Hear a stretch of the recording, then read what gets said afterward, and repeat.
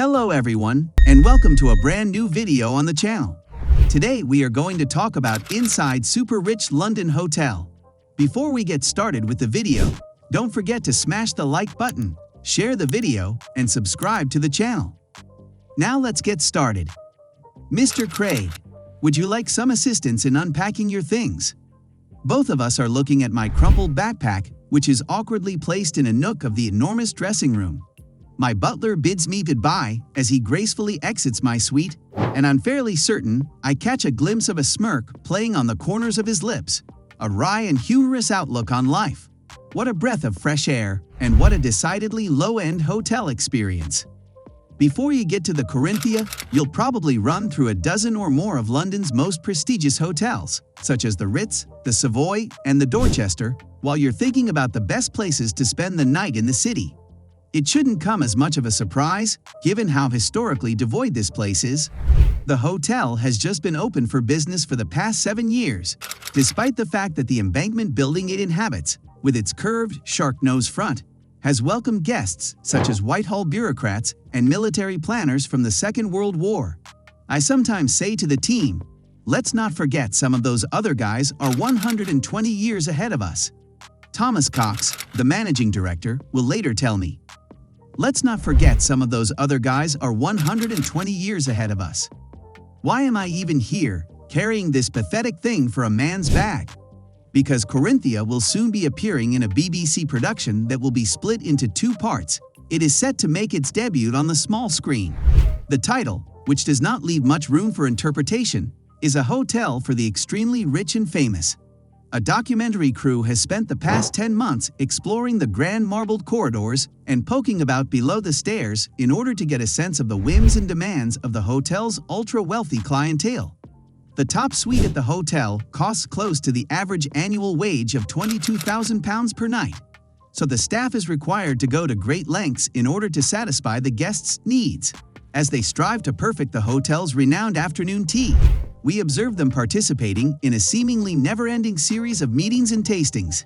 And as they walk that devilishly thin line between oppressive and attentive service, we meet some of the 54 different countries that are represented in the workforce. It's not your imagination if the method used in the software seems like it's been done before, because it has. It has been produced by the same team, led by award-winning filmmaker Jane Treays, who was responsible for bringing us inside Kerridge's in 2012. And it has the same star, the colorful and highly fastidious Mr. Cox, who swapped allegiances from the Grand Dame to the spunky niece as neatly as he currently works the Crystal Moon Lounge during afternoon tea. While I'm making a complete mess of a ruby grapefruit compote with mascarpone chantilly and coconut marshmallow to the relaxing sounds of a Steinway Grand, I run into the master hotelier here.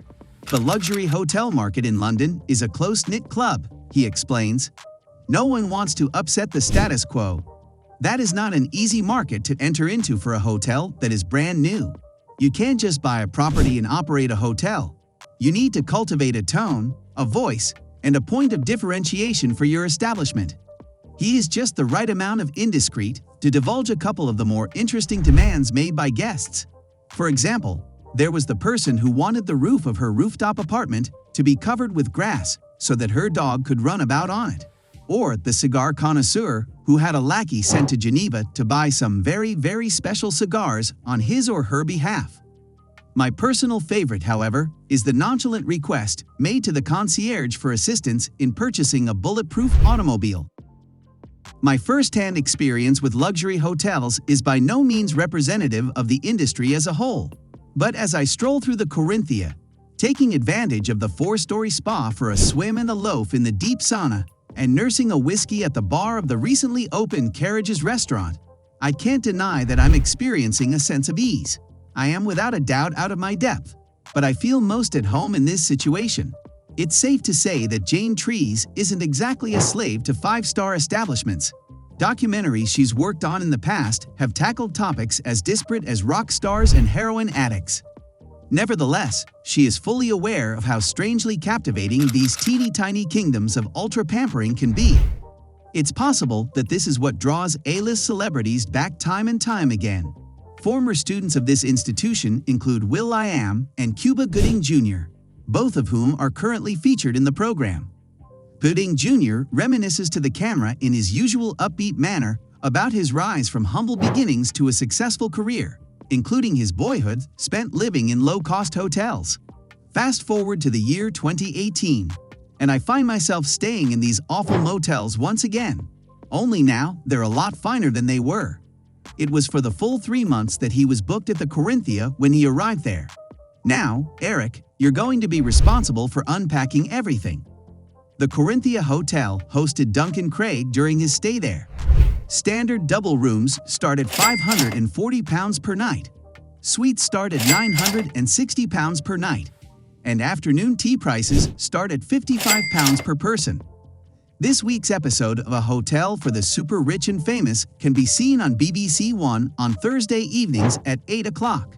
The most expensive suite at the Corinthia costs £22,000 a night, which, when compared to the prices of these other hotels, is not even enough to purchase a monogrammed bathrobe. The largest suite in Europe encompasses an area of 18,000 square feet and contains 12 bedrooms, each with its own private bathroom, a home theater, a living room with a Steinway piano and a billiards table, and floor-to-ceiling windows that look out over Lake Geneva. Millionaires who are both discerning and worried will value the presence of bulletproof glass and an emergency button. The Mark Penthouse at the Mark Hotel in New York is available for a nightly rate of £58,228.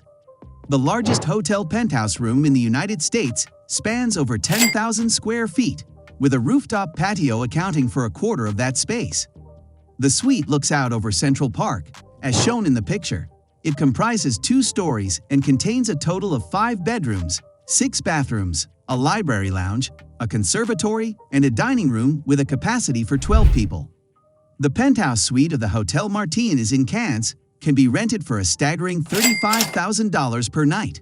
A bedroom, a bathroom, a living room, and a dining area are all you get for all of that money, and they are spread out across 1,940 square feet.